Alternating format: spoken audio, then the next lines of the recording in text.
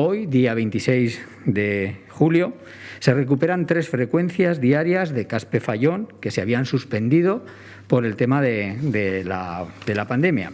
Lo primero que le pedimos a Renfe es que reponga todos los servicios ferroviarios que se prestan en Aragón o que se prestaban en Aragón antes de la pandemia. Todos.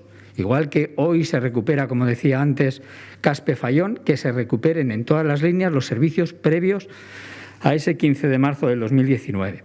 Porque es importante tener un territorio cohesionado y un territorio vertebrado. Y sin servicios públicos no podemos tener esa vertebración. Y el Gobierno del PSOE de Madrid y del PSOE de Aragón, que se pongan de acuerdo, que dejen de marear la perdiz, que dejen de tomarnos el pelo, que al final al ciudadano le da igual quién lo pague, o sea Aragón o sea Madrid, lo que quiere es el servicio. Y el ciudadano no tiene la culpa.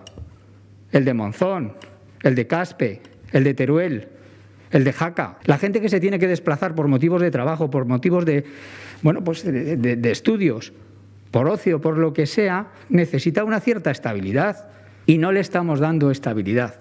Estamos dando inestabilidad, incertidumbre. Yo diría que este gobierno es más que el gobierno de la vertebración, el gobierno de la desvertebración, el gobierno de la descohesión.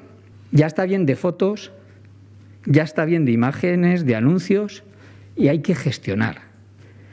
Porque lo que nos falta es gestión, nos faltan realidades y nos faltan servicios. O ponemos esos autobuses en funcionamiento y esos trenes, o si no, que no se nos vuelva a hablar de cohesión, de vertebración ni de despoblación. Porque a las primeras de cambio lo que se hace es suspender un servicio, perder un servicio.